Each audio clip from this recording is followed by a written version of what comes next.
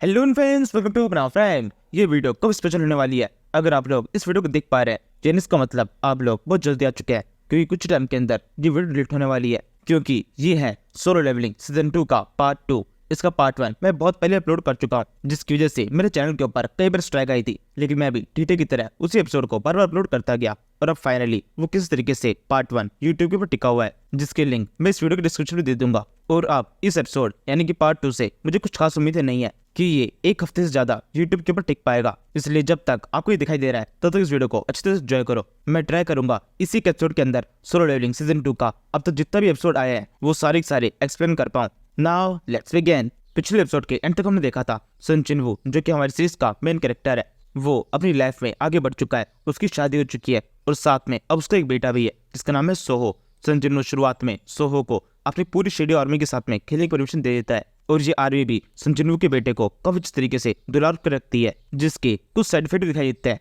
जब सोहो अपने स्कूल के अंदर जाता है तब उसकी आर्मी उसे हर तरीके से प्रोटेक्ट करने की कोशिश करती है, इनफैक्ट टीचर से भी, जिसके कारण सोहो के सभी टीचर्स उससे कवचट डरने लगते हैं और साथ के सभी स्टूडेंट्स के बीच में सोहो की एक अलग इमेज बन जाती है। इसे पता चलने पर संजू डिसाइड करता है कि वो सोहो को सब कुछ बुला देगा। ये एक बहुत बड़ा डिसीजन होता है, जिसकी वजह से आगे जाकर सोहो की पूरी लाइफ बदल जाती है, वो भी एक नॉर्मल बच्चे की तरह अपनी लाइफ को जीने लगता है। इसके अलावा सन चिनवू अपनी पूरी आर्मी को ये ऑर्डर देता है कि उनमें से कोई भी अब कभी भी सोहो के सामने नहीं आएगा। सन चिनवू की आर्मी के लिए इस बात को मानना काफी ज्यादा मुश्किल है, लेकिन इन सभी को ये बात पता होती है कि सोहो के लिए यही सही है, इसलिए वो मान जाते हैं। इसी तरीके से कई साल बीत जाते हैं। जब सोहो बड़ा हो जाता है, एक अजीब चीज होती है, सोहो के सामने एक पोर्टल टाइप का चौपन होता है और सोहो उसमें चला जाता है और यहाँ से उसकी एक एडवेंचरस जर्नी शुरू होती है। सोहो खुद को एक कैसल के अंदर पाता है जहाँ पर उसके सामने काफी सारे इक्विपमेंट्स है। वो इन इक्विपमेंट्स का यूज करके कई सारे मोस्टर से फाइट करता है और एंड में उसकी फाइट आइग्रिस के साथ में होती है। सोहो को शुरुआत में तो लगता है कि वो आइग्रिस को भी बाकी मोस्टर की तरह बड़ी सेंस से हरा देगा, लेकिन एक ही झटके में आइग्रिस उसे हरा देता है, जिसके बाद में सोहो को पता चलता है कि उसके पास में इस टाइम पर टोटल 3 लाइफ है, जिनमें से 2 खत्म हो चुकी है, यानी आइग्रिस से फाइट करने के लिए उसके पास में और भी मौके हैं। इसके बाद में सोहो थोड़ी और तैयारी के साथ में आइग्रिस पर अटैक करता है, उससे अच्छी तरह फाइट करता है, लेकिन इस बार भी नतीजा एकदम सेम रहता है। फिर तीसरी फाइट होती है। तीसरी बार में सोहो की तैयारी कवच से कंप्लीट हो चुकी होती है, वो आइग्रिस को कवच से टक्कर देता है और फिर एंड में उसे हराने में कामयाब हो जाता है। और अब यहाँ से इस एपिसोड की शुरुआत होती है। आइग्रिस को हराने के साथ में वहाँ पर एक और पोर्टल ओपन होता है। इस टाइम तक सोहो कवच से बहादुर हो चुका है, उसे पता है मॉन्स्टर से किस तरह फाइट करनी है और यहाँ पर कैसे सर्वाइव करना है, इसलिए वो बिना डरे इस पोर्टल के अंदर एंटर कर जाता है। वहाँ पर उधर सामने की तरफ एक बहुत बड़ी सी बिल्डिंग दिखाई देती है, जिसके ऊपर चारों तरफ आग लगी हुई है और साथ में वो बिल्डिंग कुछ चेनों से बंधी हुई है। ये देखकर वो सोचने लगता है ये सब है क्या, यहाँ पर इस बिल्डिंग के ऊपर ये आग किसने लगाई। तभी सोहो की नजर इस बिल्डिंग से भी ज्यादा खतरनाक चीजों पर पड़ती है। उसका ध्यान जाता है उसके पास ही में एक मॉन्स्टर खड़ा हुआ है और ये डॉग भी कोई नॉर्मल डॉग नहीं है, इसके 3 सर है, ये सर्बरस है। सोहो कुछ सेकंड तक तो केवल इस डॉग को देखता रह जाता है। वो डॉग भी लगातार सोहो की तरफ घूर रहा होता है। यहाँ पर इस डॉग को पता है कि ये उसके मालिक का बेटा है, इसलिए धीरे धीरे करके सर्बरस के पसीने छूटने लगते हैं। वो काफी बुरी तरह डर जाता है, बिल्कुल भी अपनी बॉडी को मूव नहीं करता। इसके बाद में सोहो भी बिना कुछ खास रिएक्ट किए वहां से आगे बढ़ जाता है। आगे बढ़ते हुए कहने लगता है मुझे ऐसा लग रहा है ये कोई मॉन्स्टर नहीं है, बल्कि कोई बत्ती सी मूर्ति है। जब सोहो इस तरीके से सर्बस से आगे बढ़ जाता है तब सर्बस की जान में जान आती है। इसके बाद में सोहो दोबारा से एक गेट के पास में पहुंचता है। इस गेट का साइज पिछली बार से भी कहीं ज्यादा बड़ा है। इसे देखकर सोहो कहने लगता है अभी यहाँ पर मैं पूरी तरह सेफ हूँ और मुझे यहाँ पर एक बड़ा सा गेट दिखाई दे रहा है। जरूरी नहीं है मैं इस गेट को खोलूं, क्योंकि जब तक मैं इस गेट को खोलूंगा नहीं मेरे ऊपर कोई खतरा आएगा नहीं, लेकिन फिर भी चलो इस गेट को खोल ही देते हैं। ये कहते सोहो उस गेट के ऊपर एक लात मारकर उसे खोल देता है और वहां पर अंदर की साइड में उसे काफी अंधेरा दिखाई देता है और साथ में कई सारी मूर्तियां भी। इसके बाद में थोड़ा और आगे बढ़ने पर उसे एक बड़ा शहर दिखाई देता है जिसमें चारों तरफ आग लगी हुई है और फिर अगले पल सोहो को वहां पर कई सारे मॉन्स्टर दिखाई देते हैं जो कि तेजी से उसकी तरफ बढ़ रहे हैं। ये सारे मॉन्स्टर्स पूरी सिटी के अंदर फैले हुए हैं। सोहो इन्हें देखकर बिल्कुल भी डरता नहीं है, केवल कुछ ही सेकंड्स के अंदर यहाँ का माहौल पूरी तरह बदल जाता है। ये मॉन्स्टर्स जो कि अब तक खंबे की तरफ खड़े हुए थे, ये सारे अगले सेकंड जिनके ऊपर ढेर हो जाते हैं। सोहो इन सभी को पीट कर जिन्हें पटक देता है। यहाँ पर उसे खुद को भी अपनी तेज पावर का बिल्कुल एहसास नहीं होता। वो सोचने लगता है ऐसा हुआ कैसे। इसके बाद में वो वहां से आगे बढ़ता है, उसे पता चलता है ये एक बिल्डिंग की तरह है जिसके अंदर कई सारे फ्लोर है और हर एक फ्लोर के ऊपर अलग अलग तरह के मॉन्स्टर्स है। इसी तरह से वो 10th फ्लोर पे पहुंचता है और वहाँ के मॉन्स्टर्स को बड़ी सेंस से खत्म कर देता है। इसके बाद में आता है 20th फ्लोर, जहाँ पर भी कुछ खास मॉन्स्टर्स नहीं होते। इसी तरीके से 13th फ्लोर के सभी मॉन्स्टर्स खत्म करने के बाद में वो सीधे 15th फ्लोर पे पहुंचता है। अब तक उसने टोटल 50 फ्लोर के सारे मॉन्स्टर्स खत्म कर दिया है और यहाँ पहुंचने के बाद में वो कहने लगता है ये क्या हो रहा है, यहाँ के सारे मॉन्स्टर्स बहुत ज्यादा कमजोर है, मैं इन्हें बड़ी सेंस से खत्म कर पा रहा हूँ। सोहो के इतना कहने के साथ में ही उस जगह पर एक बहुत बड़ा सा मॉन्स्टर पहुंच जाता है और सोहो के ऊपर जोर से अटैक कर देता है। सोहो भी उस पर अटैक करता है और कुछ सेकंड्स के अंदर यहाँ के भी सारे मॉन्स्टर मारे जाते हैं। फिर सोहो यहाँ से आगे बढ़ते हुए कहने लगता है, शायद से मैं कुछ ज्यादा ताकतवर हो चुका हूँ, मैं बहुत तेजी से अपना लेवल अप कर पा रहा हूँ। उस टाइम पर जब मैं उस डार्क नाइट से फाइट कर रहा था तब उससे 2 बार हारने के बाद में मेरी पावर के अंदर एक बहुत बड़ा बूस्ट आया है जो कि अभी भी यहाँ पर काम कर रहा है। यहाँ पर कोई मॉन्स्टर मेरे सामने टिक नहीं पा रहा। ये कहते सोहो हवा में उड़ रहा होता है और हवा में उड़कर उसे एक बहुत बड़ा एरिया दिखाई देता है। इसे देखकर वो कहता है ये एरिया बहुत ज़्यादा बड़ा है और यहाँ पर काफी सारे मॉन्स्टर्स भी है। इस तरीके से अगर मैं एक ही करके इन मॉन्स्टर्स को मारता रहूंगा तो काफी ज्यादा टाइम लगेगा, लेकिन फिर भी अगर मैं अपनी फुल पावर का यूज करूँ तो 1 घंटे के अंदर इस पूरे एरिया को खाली कर सकता हूँ। जी कहने के बाद में सोहो और भी तेजी से अपनी पावर को यूज करना शुरू करता है और कुछ सेकंड्स के अंदर वो 87th फ्लोर पे पहुंच जाता है और यहाँ तक पहुंचने भी उसे कोई दिक्कत नहीं होती। उसके सामने ऐसा कोई मॉन्स्टर नहीं आता जिसको हराना उसके लिए किसी भी तरीके से मुश्किल पड़ा हो। इसी तरीके से सही मॉन्स्टर को हराने के बाद में वो 100 फ्लोर पे पहुंचता है जहाँ से एक पोर्टल ओपन होता है और वहां से बाहर निकलते हुए कहने लगता है, मैंने पूरे 100 फ्लोर क्लियर कर दिए। किसी भी गेम जिस जगह के लिए 100 नंबर काफी अच्छा नंबर होता है। मुझे लगता है अब जब मैंने इसे क्लियर कर दिया है तो मुझे यहाँ पर कुछ बड़ा मॉन्स्टर देखने को मिल सकता है।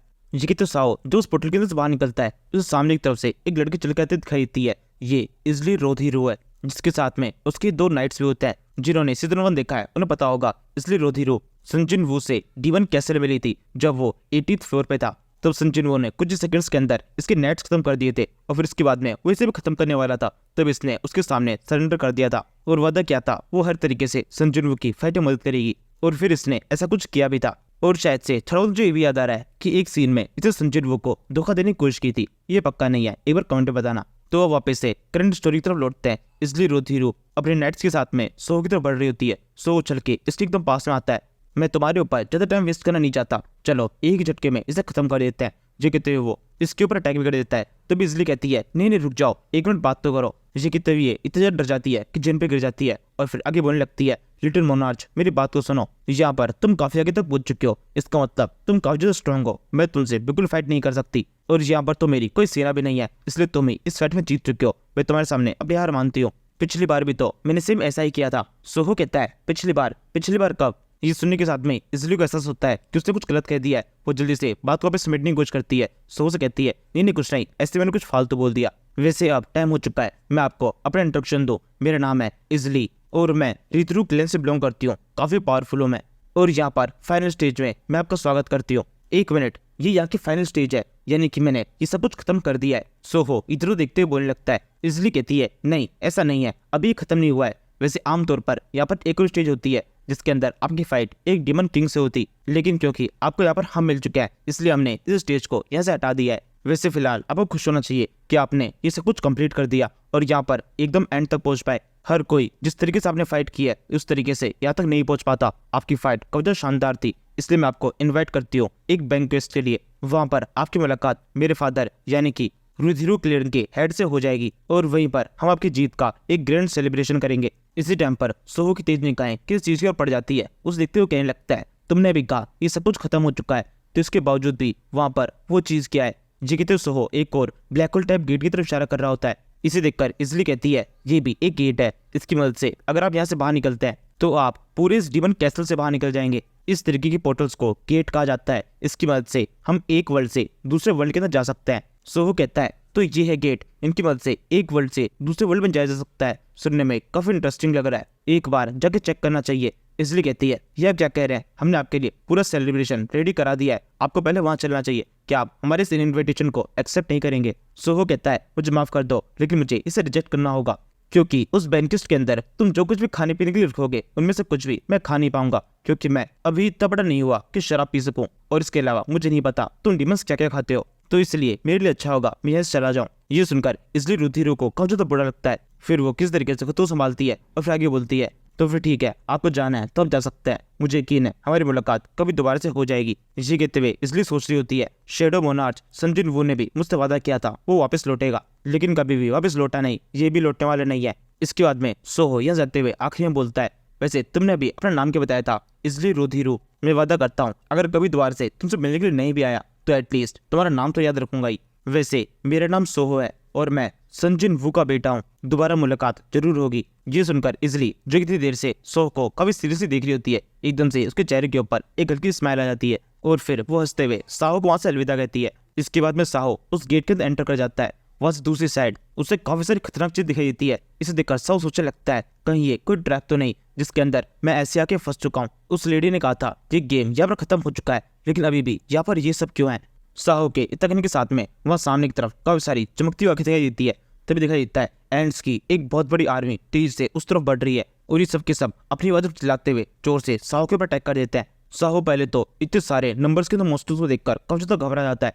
पहले थोड़ी देर इधर उधर भागता है, मॉन्स्टर्स उसका पीछा करते हैं। वो कहने लगता है ये सारे मॉन्स्टर्स यहाँ पर आए कैसे और इन सारे चीटों का साइज कितना ज्यादा बड़ा है। मुझे लगता है मैं इनसे भाग नहीं सकता, मुझे इनसे फाइट करनी होगी। जी कहने के बाद में वो भागना बंद करके जोर से इन एंड्स को अटैक करना शुरू करता है। कुछ सेकंड्स के अंदर काफी सारी एंड्स मारी जाती है और साहो को कुछ स्क्रीन होती है जिसके ऊपर लिखा हुआ है तुम्हारा लेवल अप हो चुका है, अब तुम लेवल 94 पे पहुंच गए हो। इसे देखकर वो कहता है ये यहाँ पर आती ही जा रही है, चलो बढ़िया ही है, मैंने मार मार कर अपना लेवल अप करूंगा। इसी तरीके से ये फाइट कुछ मिनटों तक और चलती है। साहो यहाँ पर चीटियों का जितना भी ग्रुप होता है इन सभी को खत्म कर देता है और फिर इसके बाद में ऐसा आगे बढ़ने लगता है। वहाँ सामने की तरफ पहुंचने पर उसे एक और बड़ा सा डोर दिखाई देता है। इसे देखकर वो कहता है मैंने यहाँ पर अपना अच्छा खासा लेवल अप कर लिया है, मुझे लगता है यहाँ से अंदर के साइड में मैं एंटर कर सकता हूँ, कोई ऐसा मॉन्स्टर नहीं होगा जो कि मेरा सामना कर सके। इसके बाद में साहो उस रूम के अंदर एंटर करता है। उसे वहाँ पर काफी बड़ी एक खाली जगह दिखाई देती है। वो कहने लगता है ये रूम काफी शानदार है और काफी बड़ा भी है और इसके अलावा बाकी जगहों की तरह काफी सारे मॉन्स्टर्स नहीं है, यहाँ पर केवल ये एक ही मॉन्स्टर है। जी कहते हुए साहो का इशारा संजिन वू के एक और ताकतवर मॉन्स्टर की तरफ होता है जिसका नाम है बेरू। और बेरू वही मॉन्स्टर है जो कि साहो के बचपन के टाइम पर साहो के साथ में सबसे ज्यादा खेला करता था और इसका साहो के साथ में सबसे अच्छा अटैचमेंट था। यहाँ पर अब इस तरीके से साहो को अपने सामने देखकर बेरू की आंखों से तेज आंसू बहने लगते हैं। ये देखकर साहो कहने लगता है क्या हुआ तुम्हें, क्या तुम रो रहे हो, लेकिन क्यों। ये सुनने के साथ में ही बेरो अपने इमोशंस के ऊपर पूरी तरह से काबू करता है और जोर से चलकर साहो के ऊपर अटैक कर देता है। इसी के साथ में फाइट शुरू हो जाती है। साहो एक लात मारकर अटैक को डॉच करता है और फिर इसके बाद में उसके भी अटैक शुरू हो जाता है। वो जोर से बेरो के मुंह पर एक अच्छे मुक्का मार देता है, लेकिन इस मुक्के से बेरो के ऊपर कुछ खास इफेक्ट नहीं होता। वो दोबारा से साहो के ऊपर अपना अटैक कर देता है। इस अटैक से साहो थोड़ा घबरा जाता है। वो जल्दी से अपने एक हाथ से अपनी आंखें बंद कर लेता है और इस अटैक को झेलने के लिए पूरी तरह तैयार हो जाता है। तभी एकदम से उसे एहसास होता है ये अटैक तो उसके ऊपर हिट ही नहीं हुआ और ये चीज उसे काफी चौंका देती है। वो देखता है बेरू उसके एकदम पास में है और उसने जानबूझकर उस पर अटैक नहीं किया है। साहो को फिलहाल के लिए इस चीज का कोई भी कारण समझ में नहीं आता। वो उस बिना सोचे ही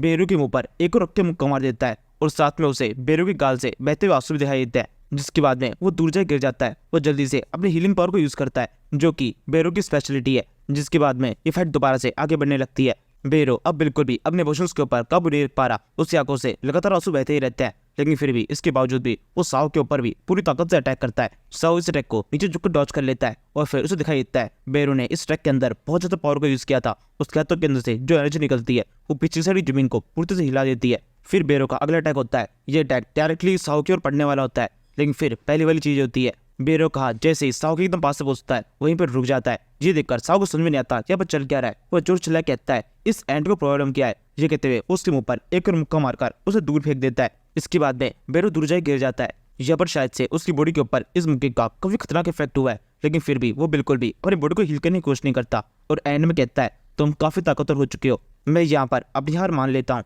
ये कहने के बाद में वो जमीन पे गिर जाता है और ये देखकर क्लियरली पता चल रहा है बेरो नाटक कर रहा है, क्योंकि पूरी फाइट के अंदर उसके पास में कई बार अटैक और डिफेंड करने के मौके थे और उसने दोनों बारी ये चीज करने की कोशिश नहीं की। फिलहाल साहो को ये चीज समझ में नहीं आती। जैसे ही बेरो हारता है वो कहने लगता है आखिरकार ये फाइट खत्म हुई। इसके बाद में साहो का इस फाइट में जीतने के साथ में ही 5 बार लेवल अप हो जाता है। इसके बाद में उस एंड की बॉडी धुआं बनकर वैसे गायब हो जाती है। एंड में केवल उसकी एक आग दिखाई दे रही होती है जिसमें से अभी भी आंसू बहते जा रहे हैं। साहो इस तरह कहने लगता है ये एंड काफी ज्यादा अजीब थी, इसने कई बार मुझ पर अटैक किए लेकिन एंड टाइम पर अपने अटैक्स को रोक दिया। अच्छा हुआ ये ऐसा कर रही थी, वरना से फाइट करना काफी मुश्किल हो जाता। इस फाइट के अंदर इसका बिहेवियर कैसा भी हो मेरे को जीतने से मतलब है और मैं फाइट में जीत चुका हूँ। जी कहने के साथ में इस जगह पर एक और गेट ओपन हो जाता है। इस गेट को देखकर वो सोचने लगता है मैं अपना कई बार लेवल अप कर चुका हूँ और अब तो मेरा इससे ज्यादा लेवल अप करने का मन भी नहीं कर रहा। अब मैं यहाँ से घर लौटना चाहता हूँ, काश ये गेट मुझे मेरे घर ले जाए। ये कहते साहो उस गेट में एंटर करता है, लेकिन इस बार भी वो घर नहीं पहुंचता बल्कि एक और दूसरी जगह पहुंच जाता है और यहाँ पर पहुंचने के साथ ही उसे पिछले बार की तरह ही काफी अजीब से दिखाई देती है। साहो कहने लगता है फिर से नहीं, ये सब मुझे दोबारा दिखाई दे रहा है और इसी के साथ में वहाँ सामने की तरफ पिछली बार से भी ज्यादा खतरनाक चीज दिखाई देती है। पिछली बार तो केवल छोटी मोटी एंड्स थी, लेकिन इस बार यहाँ सामने की तरफ काफी सारे विशालकाय मॉन्स्टर्स है जो कि सबके सब साहो का इंतजार कर रहे हैं। जैसे ही साहो को वो दिखाई देता है वो सबके सब उस पर अटैक कर देते हैं। साहो भी उछलकर इनसे फाइट करना शुरू करता है। और जब वो इन सभी से फाइट कर रहा होता है कहने लगता है मैं इस टाइम पर लेवल 99 में पहुंच चुका हूँ, मेरी पावर काफी ज्यादा है, मुझे यकीन है मैं इन सभी को भी हरा सकता हूँ। इसके बाद में ऐसा होता भी है, साहो काफी तेजी से इन मॉन्स्टर्स के ऊपर अटैक करता है और एक करके मॉन्स्टर्स के अटैक को डॉच भी करता जाता है।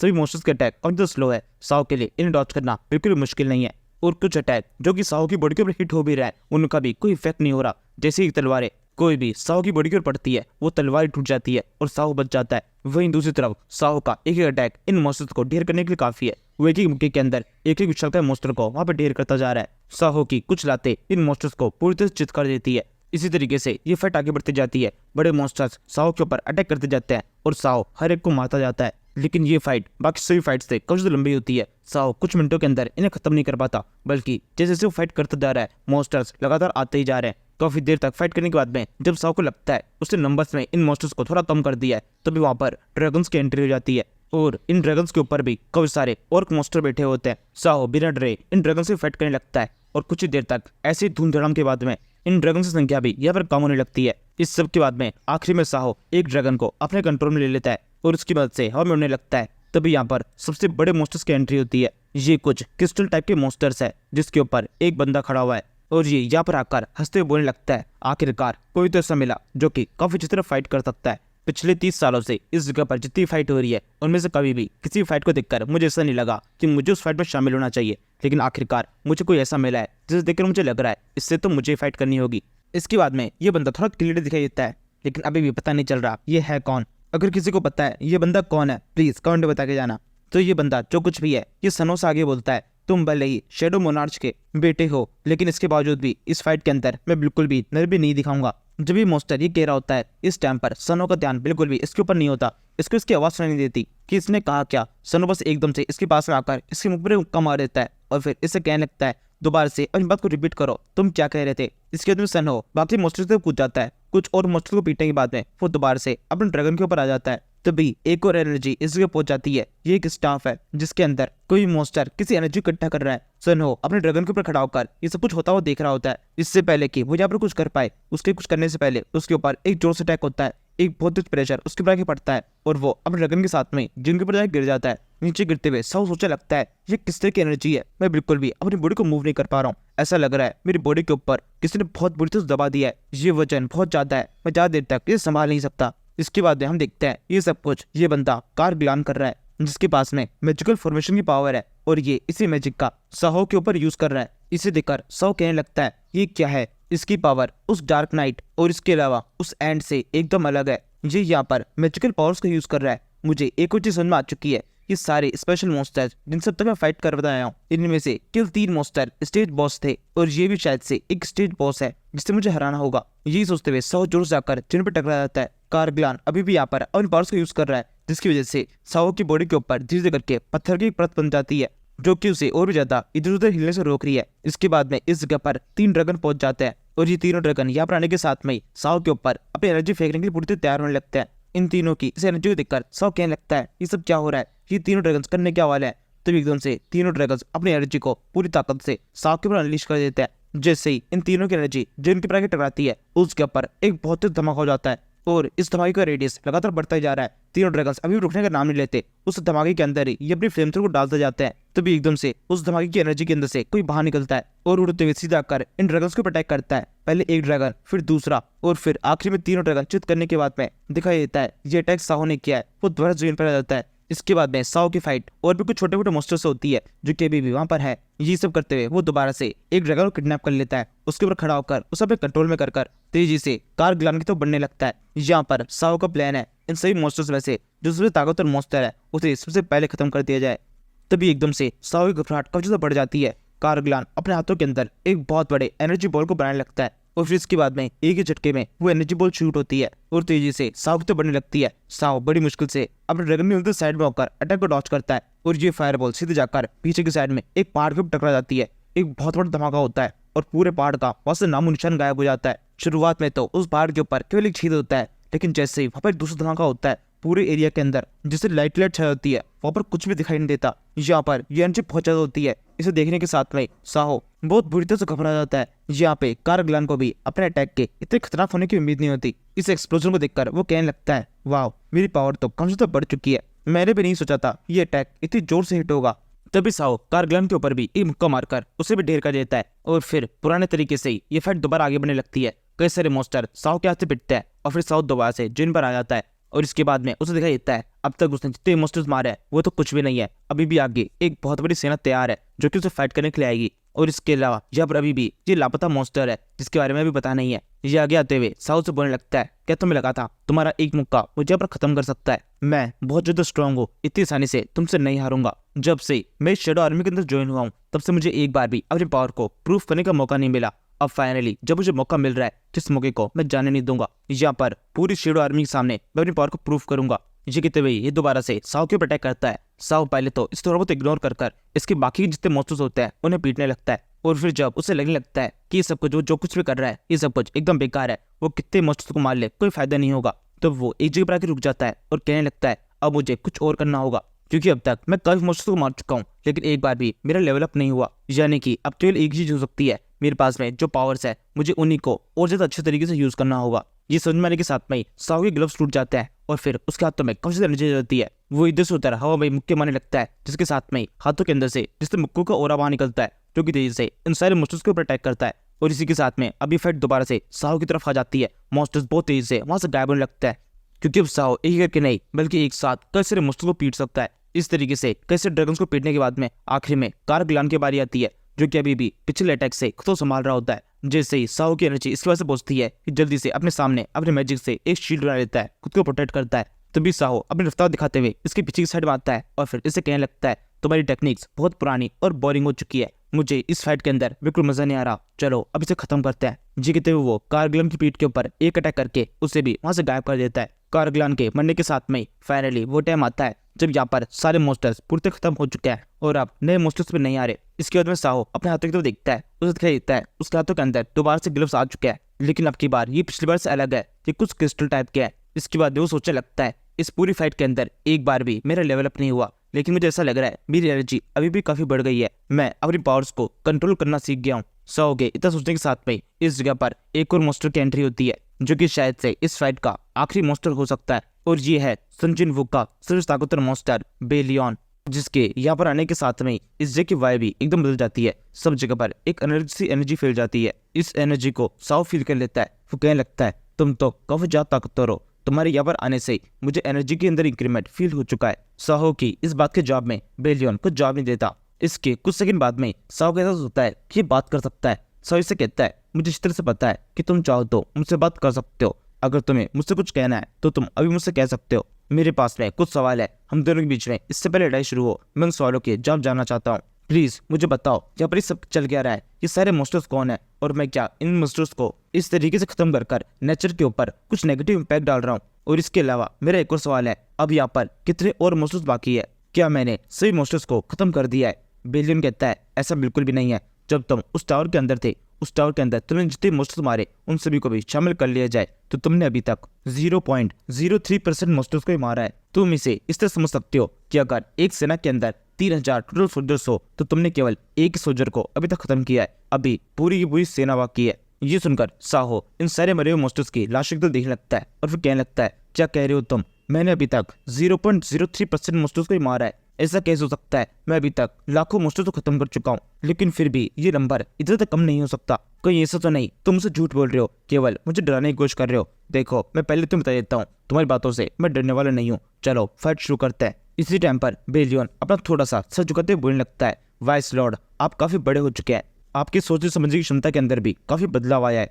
चलिए शुरू करते हैं। बेलियन ये कहने के साथ में अपने पावर्स का यूज करना शुरू करता है। वो एक ही सेकंड में साओ के सामने से गायब हो जाता है और फिर बहुत तेज रफ्तार से उसके पास आकर उस पर एक जोर से अटैक कर देता है। साहो इस अटैक को झुक के डॉच कर लेता है और फिर कहने लगता है मैं जिस भी किसी से मिल रहा हूँ वो कई बार मुझे वाइस लॉर्ड कह रहा है, इसका मतलब क्या है? तुम सब लोग मुझे इस नाम से क्यों पुकार रहे हो? मुझे बताओ ये वाइस लॉर्ड है कौन और इस वाइस लॉर्ड का मतलब होता क्या है?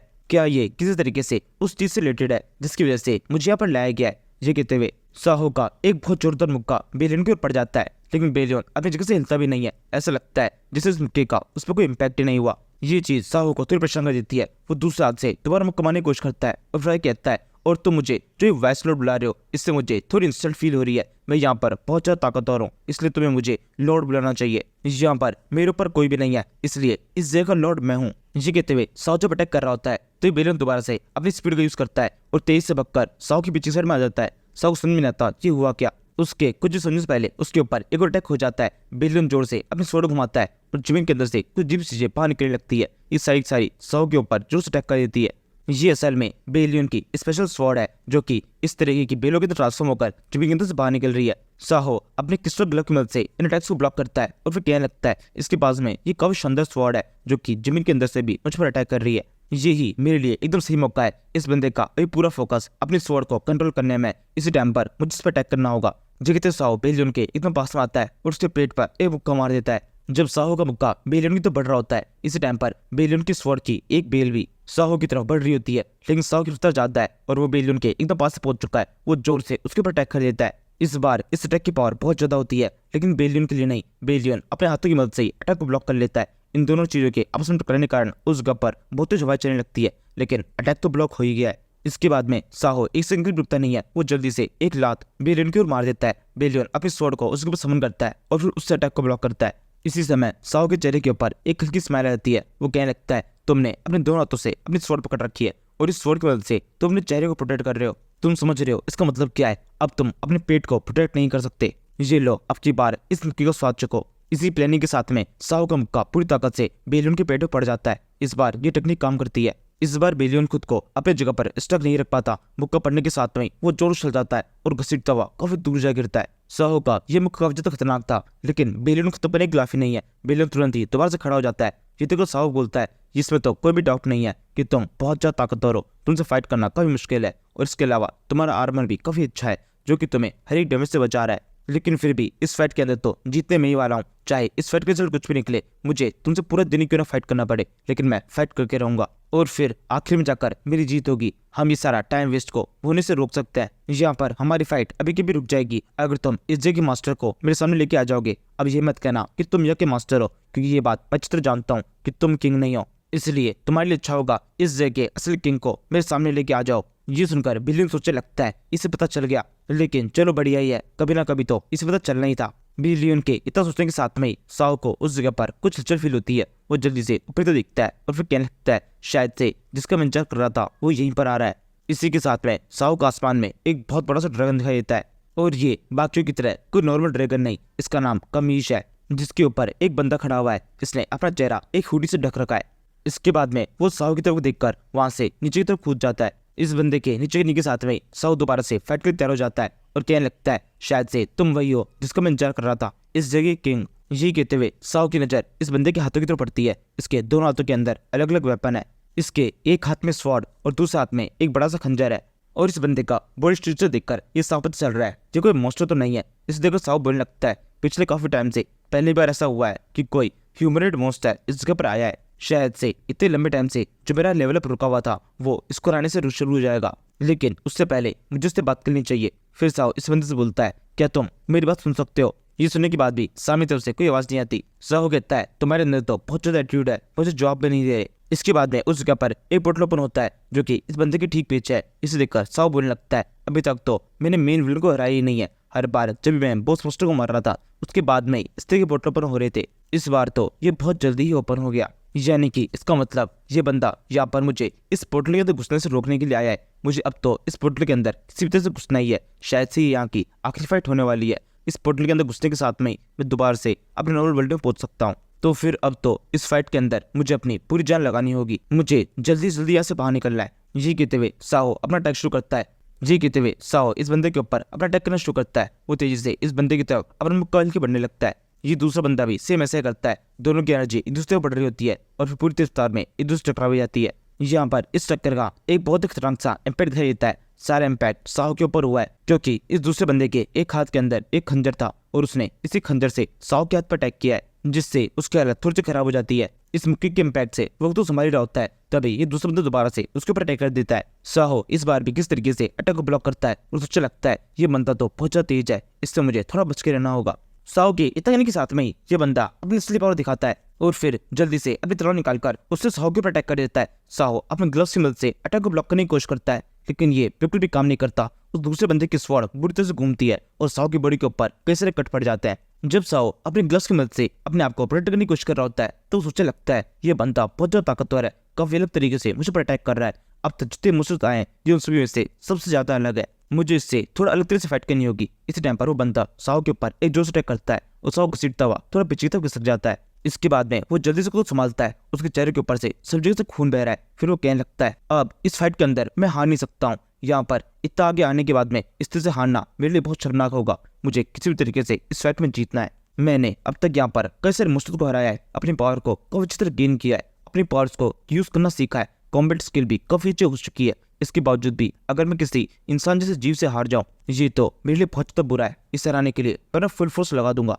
भले ही यहाँ पर ये इंसान कितना भी ताकतवर हो, लेकिन इस फाइट के अंदर मेरी जीत होने वाली है। ये अब मेरी असली पावर देखेगा।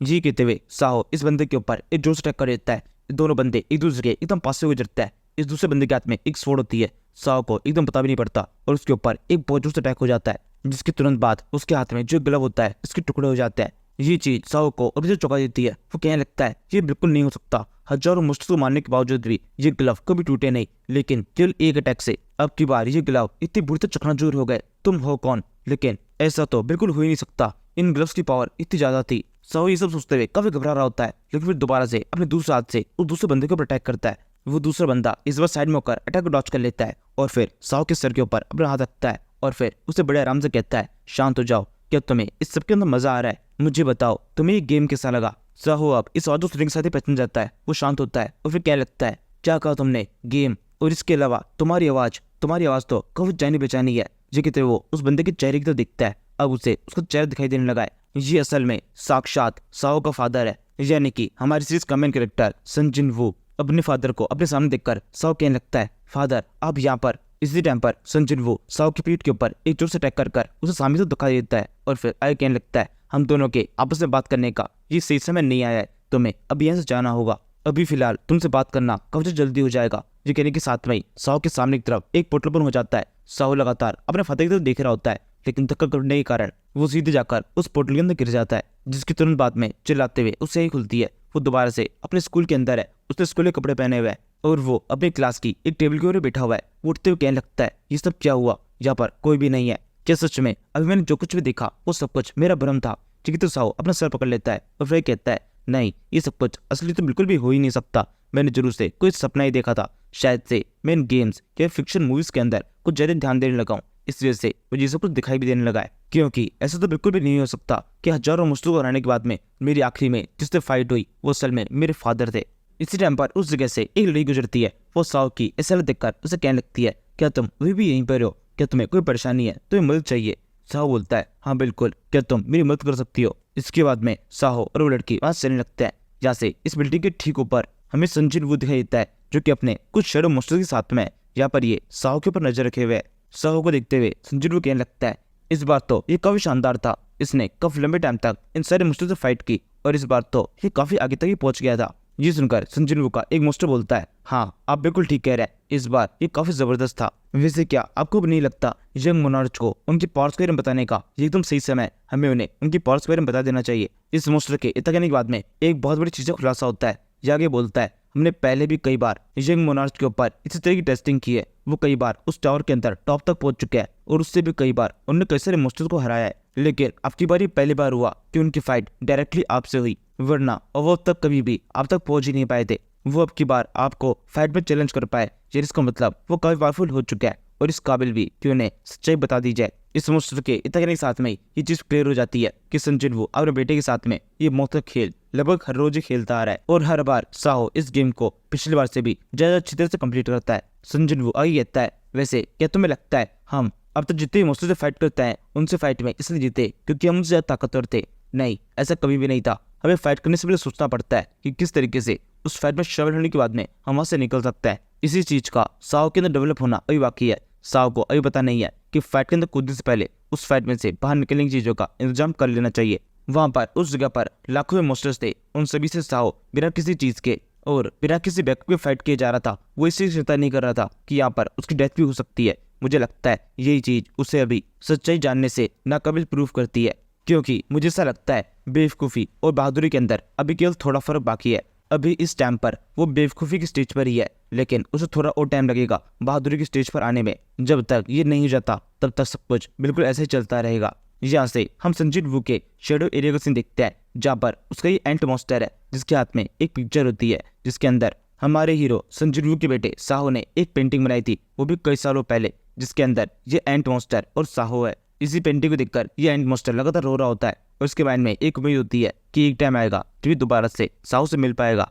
इस एंट को इस तरह होता देखकर संजीव इसे कहने लगता है, मेरे पास में कुछ बहुत ज़्यादा इंपॉर्टेंट काम है, हमें जल्दी से उसके लिए निकलना होगा। जैसे ही वो काम खत्म हो जाएगा हम किसी बड़ी जगह पर कुछ खाने के लिए जाएंगे। यहाँ से सीन शिफ्ट होता है, हम एक न्यूज़ का सीन देखते हैं जिसके अंदर कोई बता रहा होता है कि एक लड़का और एक लड़की, इसे हाल ही में अरेस्ट कर लिया गया है, इन्होंने कुछ इनलीगल किया था। इसके बाद में दूसरी एक बहुत बड़ी खबर आती है कि जंगल के अंदर एक बहुत खतरनाक आग लग गई है जो कि लगातार फैलती जा रही है। फायर ब्रिगेड की टीम अपनी पूरी जान लगा रही है कि किसी भी तरीके से इस आग को रोक सके, लेकिन उन्हें शक है यह आग बढ़ते बढ़ते शहरी इलाके तक पहुंच सकती है, इसलिए शहर के सभी लोग पूरे सावधान रहे। इसके कुछ देर बाद में एक दूसरी खबर आती है कि इस आग के शहर के अंदर पहुंचने से पहले ही इसे बुझा दिया गया है। फायर ब्रिगेड के सैकड़ों सिपाहियों ने साथ में मिलकर इस काम को अंजाम किया है और ये करने के लिए उन्होंने कई सारी फायर मशीन का यूज किया है ताकि इस आग को बुझाया जा सके। ये हमारे सेवियर है। यहाँ से हम इस फायर स्पॉट का सीन देखते हैं जहाँ पर फायर ब्रिगेड जितने बंदे होते हैं इस सबके सब बुरी तरह थके हुए हैं, क्योंकि ये पिछले कई घंटों से लगातार काम कर रहे थे ताकि इस आग को शहर तक पहुंचने से रोक सके। यहाँ पर एक बंदा आराम से बैठा होता है, तभी से कान के पास में कोई बहुत ठंडी चीज आती है। ये कहने लगता है, कौन है यहाँ पर, ये टच करने में काफी अच्छा लग रहा है। तभी सामने की तरफ जो बंदा खड़ा होता है वो कहने लगता है, तुमने आज काफी अच्छा काम किया, तुम्हारी वजह से काफी सारे लोगों की जान बच गई। ये फायरमैन बोलता है, वैसे संजय वो कहाँ पर है, वो काफी टाइम से दिखाई नहीं दिया।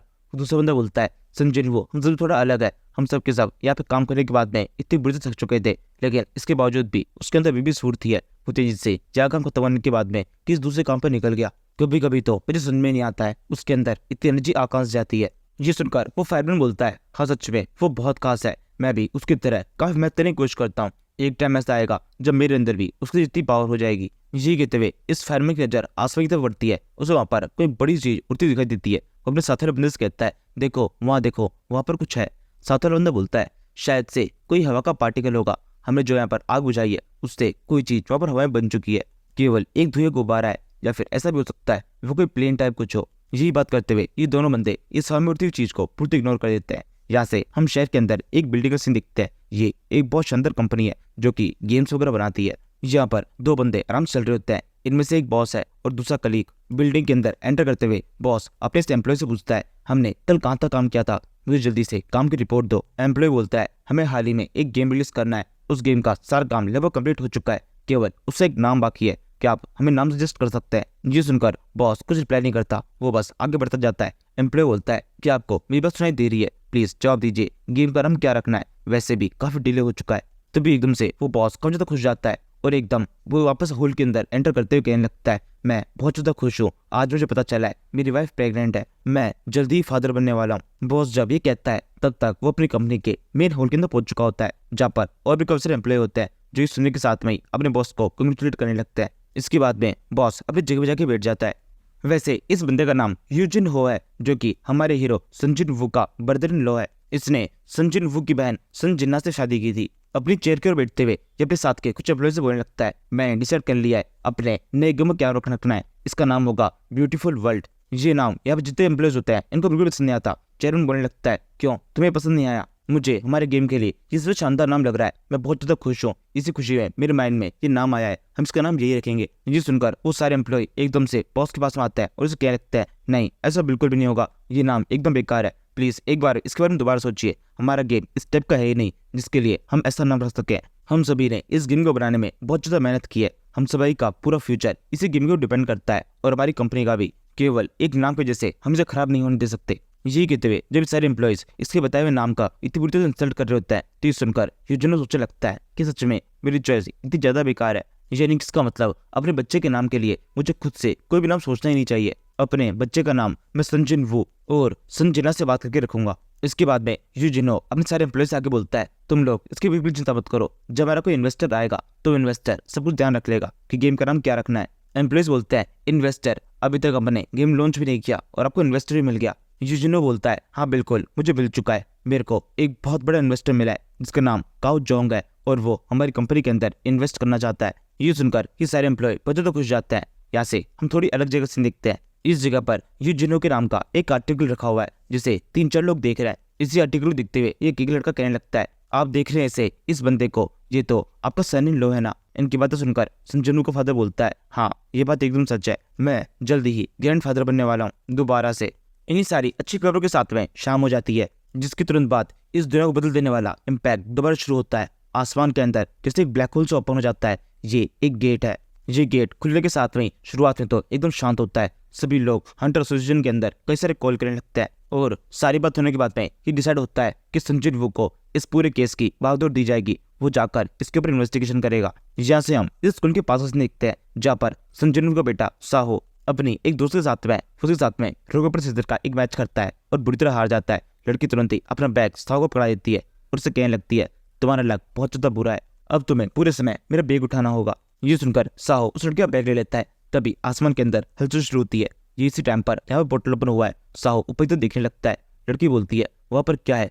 कुछ जिसे दिखाई दे रहा है, एक अजीब सी रोशनी। साहो यहाँ पर इस चीज को इग्नोर करते हुए कहने लगता है, नहीं नहीं वो कुछ भी नहीं है, केवल सूरज है, हमें ऐसे आगे बढ़ना चाहिए। लड़की भी यहाँ पर इस चीज के ऊपर कुछ ध्यान देती और ये दोनों यहाँ से आगे बढ़ जाते हैं। इस टाइम पर आसमान में एक बहुत बड़ा ड्रैगन दिखाई देता है जिसके ऊपर संजय वो खड़ा हुआ है और उसके साथ में उसकी वाइफ हेन भी है। यहाँ पर इसने भी वो गेट देख लिया है। उसे देखने के बाद में ये संजय से कहने लगती है, कई सालों बाद में ऐसा गेट दिखाई दिया है। तभी संजय वो अपने पास से एक बॉक्स बाहर निकालता है। ये असल में एक गिफ्ट है। आज के दिन संजय वो की शादी को 16 साल पूरे हो चुके हैं, इसलिए वो हैन के लिए नेकलेस लाया होता है। ये उसे पहना देता है और फिर उससे कहने लगता है, मुझे ज्यादा लंबा टाइम नहीं लगेगा, इस बार मैं जल्दी ही लौट आऊंगा। यही कहते हुए ये दोनों एक दूसरे किस करते हैं। इसके बाद में संजय वो आगे कहता है, अब टाइम हो चुका है, तुम्हें यहाँ से लौट जाना चाहिए।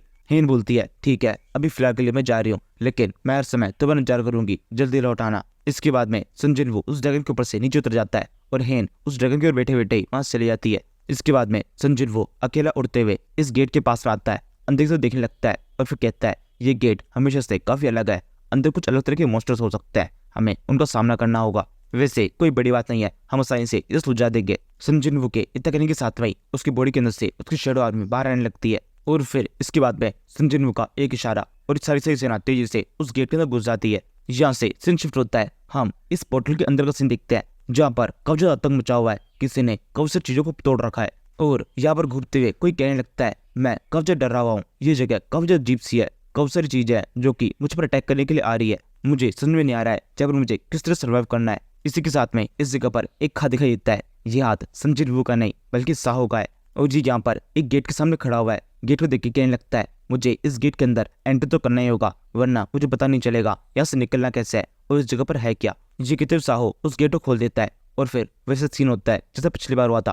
वहाँ पर जरूर से अंदर की साइड में आइग्रेस या फिर कोई और बैठा हुआ है जो कि साहो को एक ही झटके में खत्म कर देता है। इसके साथ में साहो की 3 में से 1 लाइफ खत्म हो जाती है और वो वापस से इस गेम के स्टार्टिंग स्पॉट पे पहुंच जाता है। यहाँ पर साहो को बिल्कुल नहीं पता उसके साथ में हो क्या रहा है, क्योंकि ये सब उसके पहले हो चुका है, लेकिन वो भूल गया है। ऑब्वियसली ये सब कुछ संजय वही कर रहा है। उसने दोबारा से साहो को टेस्ट लेने का डिसाइड किया है। यहाँ पर स्टार्टिंग पॉइंट पे पहुंचने के बाद में साहो कहने लगता है, मैं तो मर गया था, दोबारा जिंदा कैसे हो गया। जैसे पिछली बार साहो के माइंड में इसका वैसे कंफ्यूजन होती है, वैसे ही सेम इस बार भी उसके माइंड में उठने लगती है। इसके बाद में साहो दोबारा से आगे बढ़ता है और दोबारा से उसकी फाइट एग्रेसिव होती है और वो हार जाता है। इस तरीके से वो अब 2 लाइफ गवा चुका है। अब उसके पास में आखिरी की 1 लाइफ बची है और अभी वो टाइम आता है जब साहो को पता पड़ता है जो यहाँ पे 3 मशालें जल रही है, ये उसकी लाइफ की प्रतीक है और अब इस टावर के अंदर उसके पास में केवल 1 ही लाइफ बची हुई है। इसके बाद में अब सब कुछ बिल्कुल वैसे ही होता है जैसा पिछली बार हुआ था। साहो आखिरी की इस लाइफ के अंदर काफी कमाल कर जाता है। गेट के पास में आकर वो कहने लगता है, भले ही ये मेरा आखिरी मौका हो, इसके बाद में मैं पूरी तरीके से मारा जाऊं, लेकिन मैं डर के रुकने वाला नहीं हूँ। मैं भले ही इस जगह पर अकेला हूँ, लेकिन अकेले ही इस जगह पर जीत हासिल करूंगा। मेरा लेवल अप हर हाल में होके रहेगा। साहो जब ये कह रहा होता है तब उसके अंदर हल्की सी संजय की झलक दिखाई देती है। इसके बाद में पलक झपकते ही टाइम बीतता है। साहो अब सीधे 100th फ्लोर पर पहुंच चुका है। उसके पास में अब उसके वो क्रिस्टल ग्लव है। आगे बढ़ते हुए वो कहने लगता है, मैंने काफी लेवल अप कर लिया है और अब मैं आगे बढ़ता ही जाऊंगा, कोई भी मुझे रोक नहीं सकता। ये कहते साहो अब बिना डरे अपने सामने के इस गेट को खोल देता है और फिर कहने लगता है, मॉन्स्टर मैं तुम्हें चैलेंज करता हूँ। इसके साथ में एक बहुत तेज लाइट चमकती है और फिर यहीं पर इस सीरीज का ये एपिसोड खत्म होता है और साथ में इस वर्ल्ड के लिए ये चीज भी पूरी क्लियर हो जाती है। इस वर्ल्ड पे कितना ही बड़ा खतरा आ जाए, संजय वो उसे सरे से संभाल सकता है और बाकी जितनी भी सेना है उन्हें किसी भी तरीके से लड़ाई में शामिल होने की जरूरत नहीं है। और ना ही अब किसी भी इंसान को जिंदा रहने के लिए अपने सर्वाइवल के लिए अपना लेवल अप करने की जरूरत है। जब तक सन जिनवो इस वर्ल्ड को प्रोटेक्ट कर रहा है वो सब के सब शांति से अपनी लाइफ जी सकते हैं। और इसके अलावा सन जिनवो अपने जाने के बाद में अपनी नेक्स्ट जनरेशन को तो ट्रेन कर ही रहा है साहो। वैसे तो कभी भी सन जिनवो को कुछ होने वाले नहीं है, लेकिन फिर भी अगर कुछ हो जाता है तो साहो उसकी जगह लेने के लिए तैयार है। एक टाइम आएगा इसी तरीके से लेवल अप करते हुए वो इतना ताकतवर हो जाएगा कि आखिर के अंदर सन जिनवो को भी एक अच्छी टक्कर दे पाए और आखिर में उसे पता चल सके जितने मॉन्स्टर्स जिनसे वो फाइट कर रहा है वो सब के सब उसी की सेना के पार्ट है और वो उन सभी का शैडो मोनार्च है। नाउ अब यहीं पर इस एपिसोड को खत्म कर देते हैं। Thank you for watching. और इसी के साथ में सोलो लेवलिंग का ये एपिसोड और ये सीरीज दोनों ही खत्म होते हैं।